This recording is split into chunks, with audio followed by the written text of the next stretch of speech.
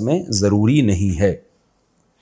حائضہ عورت حج کیسے مکمل کرے؟ حائضہ عورت کے حج کا کیا حکم ہے؟ عائشہ بٹ، کسی خاتون کو مینسز آ گئے تو خوب سمجھ لیں مینسز کے دوران وہ حج کے تمام ارکان ادا کریں گی، مسجد حرام میں نہیں جا سکتی۔ بس وہ کیا مطلب؟ طواف نہیں ہو سکتا، تو طواف کو ڈیلے کرنا پڑے گا، تو جب تک طواف نہ ہو واپس بھی نہیں آ سکتی۔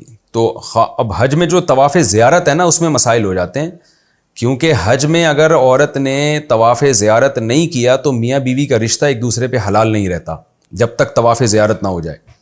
تو اس لیے حج میں اگر ایسا ہو گیا مینسز آ گئے تو تمام حج کے ارکان ادا کریں، طواف زیارت کو چھوڑ دیں، جیسے ہی پاک ہوں فوراً طواف زیارت کریں۔ تو یہ حکم ہے۔ عمرے میں گئی اگر خاتون احرام کی حالت میں اور مینسز آنا شروع ہو گئے تو اسٹے کریں، صبر کریں، جیسے ہی مینسز بند ہو طواف کریں اور پھر اس کے بعد صحیح کر لیں۔ مقبول حج سے آدمی مالدار ہو جاتا ہے؟ مقبول حج سے اللہ تعالیٰ بندے کو غنی کر دیتا ہے، اگر غنی نہ ہو تو اس کے کیا مطلب ہے کہ حج قبول نہیں ہوا؟ حذیفہ صاحب دمام سے۔ نہیں جی ایسا نہیں ہے، حج کے بعد اگر آپ غریب ہو گئے تو بھی ہو سکتا ہے اللہ نے آپ کا حج قبول کیا ہو۔ باقی عام طور پر ایسا ہوتا ہے کہ حج کے بعد جو انسان نے حج پہ خرچ کیا ہوتا ہے اللہ کسی نہ کسی بہانے سے اس کو لوٹا دیتے ہیں عام طور پر، کیونکہ اللہ کی عادت ہے کہ جو اللہ کے لیے خرچ کرتا ہے اللہ اس کو واپس کر دیتے ہیں۔ لیکن کب واپس کرے گا، کس صورت میں کرے گا، یہ اللہ ہی جانتا ہے۔